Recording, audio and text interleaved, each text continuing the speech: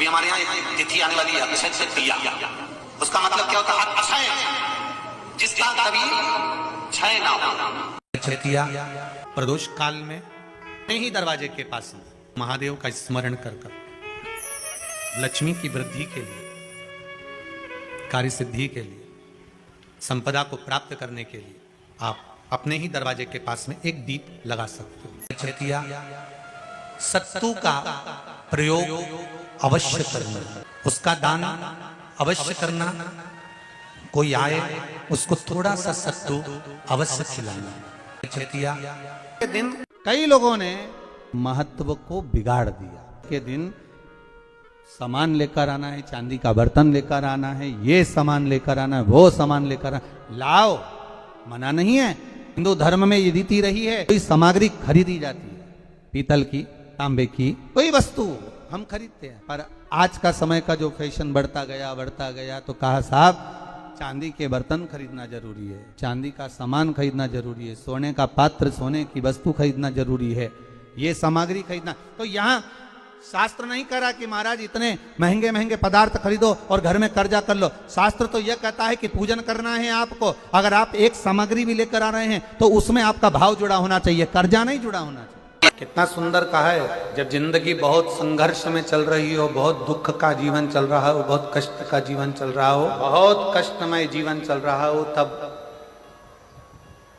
शमी के 5 पत्ते, शमी के 5 पत्ते, एक दुर्वा के साथ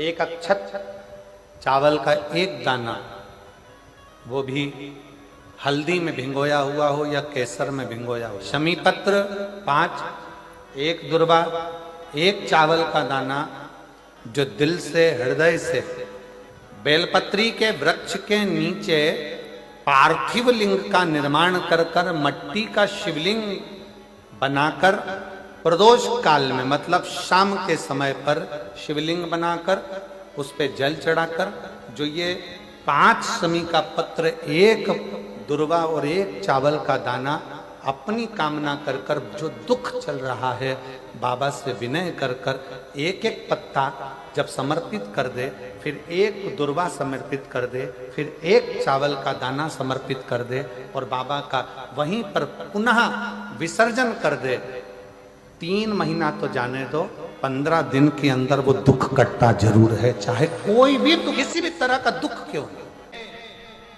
एक बेलपत्र के वृक्ष की परिक्रमा करने वाले को हजारों अश्वमेघ यज्ञ का फल प्राप्त हो जाता है, हजारों अश्वमेघ यज्ञ का फल प्राप्त हो जाता है। उसी तरह एक पार्थिव लिंग का निर्माण करने वाले को, मिट्टी का शिवलिंग का निर्माण कर पूजन करने वालों को 12 ज्योतिर्लिंग के शिवलिंग के दर्शन का पुण्य फल। 2 जल व्यक्ति के जीवन को बदलते। कितने जल? जम के बोलो जरा। 2 जल। एक देवाधिदेव महादेव के लिए भरा गया 1 लोटा जल और दूसरा है स्वयं के लिए भरा गया 1 लोटा जल। यहाँ पर अगर बुजुर्ग मेरी माताएं बैठी होंगी, मेरी जीजियां बैठी हैं, मेरे जीजा बैठे हैं, बुजुर्ग जितनी माताएं बैठी हैं, वो पुराने समय का अगर लेख उठाकर देखेंगे तो पुराने समय के लोग भोजन करने बैठते थे ना, तो भोजन करने से पहले अपने पानी के लोटे को भरकर, अपना गिलास भरकर बैठते। किसी ने देखा है कि नहीं देखा? जम के बोलो जरा, देखा है आप लोगों ने? पुराने समय के लोग जब भोजन करने बैठते थे, पुराने समय के लोग जब भोजन करने बैठते थे तो अपना पानी का गिलास, अपना पानी का लोटा पहले भरकर आसन लग जाता था। बहू आसन लगा देती थी, बहू खाना बना देती थी, घर की पत्नी खाना बना देती थी, भोजन बना देती थी, घर के लोग भोजन दे देते थे। थाली कोई भी लगा कर ला कर दे, थाली कोई सजा कर ला कर दे, पर घर का जो व्यक्ति खाना खाने बैठता था, भोजन करने बैठता था, वो अपना पानी स्वयं भर कर बैठता। आज के जमाने में दुनिया के लोग कहते हैं मैं दुकान चला रहा हूं, दुनिया के लोग कहते हैं मैं घर चला रहा हूं, दुनिया के लोग कहते हैं मैं ये कर रहा हूं। तुम अपना खुद का पानी भरकर तो बैठ नहीं रहे और कह रहे हो कि घर चला रहा हूं। स्वयं का 1 गिलास पानी व्यक्ति नहीं भर पा रहा। कितना सुंदर कहा है महाराज जी, बहुत सावधानी से सुनिएगा।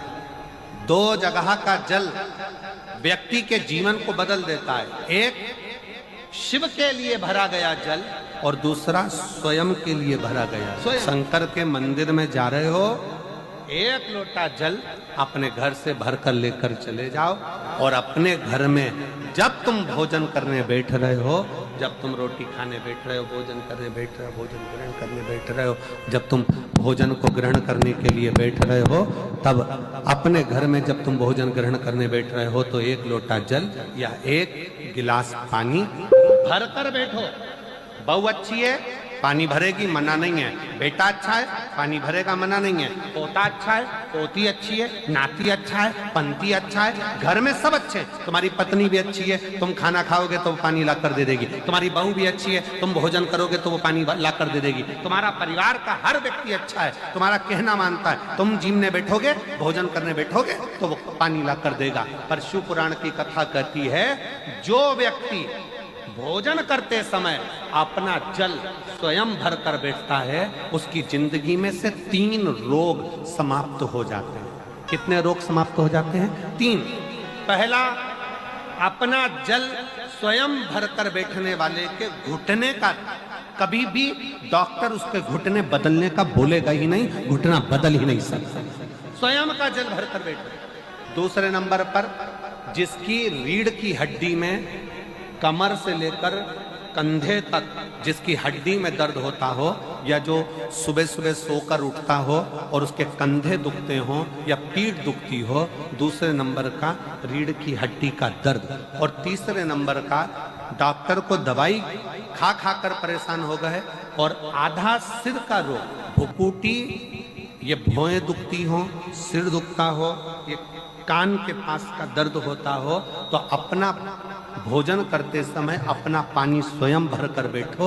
आपको ये 3 रोग से मुक्ति अपने आप मिलना प्रारंभ है। अब किसी ने कहा, गुरुजी पत्नी पानी ला कर देती है, पति पानी ला कर देता है, बेटा पानी ला कर देता है, बहू पानी ला कर देती है, पोता पोती पानी ला कर देते हैं, नाती पंती पानी ला कर देते हैं, नौकर लगे घर में वो पानी ला कर देते हैं, सेवादार लगे घर में वो पानी ला कर देते हैं, तो हमको पानी लाना क्यों जरूरी है?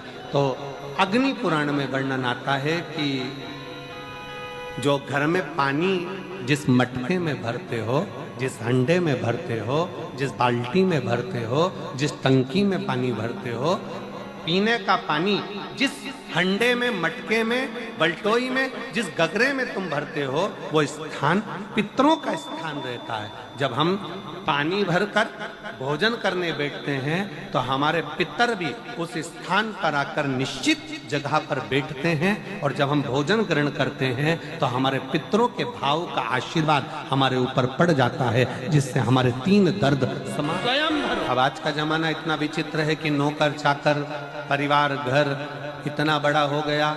आज के जमाने में कोई सोफे पे से उठना पसंद नहीं करता, वहीं से आवाज लगा देते हैं, ला मेरा भोजन लगा दे, रोटी लाओ। रोटी आई तो मालूम पड़ा पानी ला कर रखा बहू ने। वो बहू ला देगी, बहुत अच्छी बहू, बेकार नहीं है, बहुत अच्छी बेटी, बहुत अच्छी है, ला देगी पानी, भोजन भी लाएगी, पानी भी लाएगी, सब कुछ लाएगी। पर पहला फर्ज अपना है, जब तक शरीर चले, पांव चले, हाथ पैर चले और तुम पलंग पर नहीं पड़े हो, तुम्हारा शरीर अगर चल रहा है तो पहले रसोई घर में जाओ, लोटा भर, लोटा नहीं भर सकते तो गिलास भरो, गिलास नहीं भर सकते तो थोड़ा सा कटोरी में पानी भरो, पर अपने पीने के लिए थोड़ा सा जल स्वयं के लिए लेकर आओ। वो जल इतना कारगर होगा कि तुम्हें रोग से निवारण करता चले जाएगा, रोग समाप्त कर। नंदी ने कही है, नंदी ने ये बात जो कही वो वास्तव में बड़ी सुंदर है कि मान लो यदि कोई कार्य तुम्हारा हो नहीं रहा और पूरी दुनिया में तुमने कर कर देख लिया, बहुत प्रयास कर कर देख लिया, तो भी वो कार्य अगर तुम्हारा नहीं होता, तो फिर एक काम करो कि शिव की स्तुति करो, शंकर की स्तुति, शंकर का गुणगान, शंकर की भक्ति, शंकर का स्मरण। फिर शिव की स्तुति करिए, शंकर से विनय करिए, शंकर से निवेदन करिए, शंकर का गुणगान। पर भगवान की भक्ति होती कब? जितने आस्था चैनल पर कथा सुन रहे हैं, जितने फेसबुक यूट्यूब पर कथा सुन रहे हैं, जितने पंडाल में बैठकर शिव भक्त कथा को रसपान कर रहे हैं, उनसे निवेदन करूंगा कि शंकर की भक्ति होती कब है? शंकर का स्मरण कब होता है, शंकर की भक्ति कब होती है, शंकर की कथा सुनने में मन कब लग सकता है, जब अपने भीतर की अभिमत्ता, अपने भीतर का अहम, अपने भीतर का अहंकार, अपने भीतर की आसक्ति, अपने भीतर का काम, अपने भीतर की तृष्णा जब दूर हो जाए तो समझो कि आप शिव में मन लगा। कितने सारे लोग बैठे हैं यहाँ पर कथा में, सब पंडालों के अंदर लोग शिव भक्त बैठे हुए हैं। कई लोग ऐसे भी होंगे जिनका आकर बैठ तो गए पर दिल नहीं लगता। एक बेलपत्री और उस बेलपत्री में एक चंदन की बिंदी और एक अक्षत का दाना मात्र। श्री शिवाय नमस्तुभ्यम, श्री शिवाय नमस्तुभ्यम, हर हर महादेव। यह उपाय आप अक्षय तृतीया के दिन कर सकते हैं। इस उपाय को करने से होगी मनोकामना पूर्ण और सभी इच्छाएं भी पूरी हो सकती है। श्री शिवाय नमस्तुभ्यम, श्री शिवाय नमस्तुभ्यम, हर हर महादेव।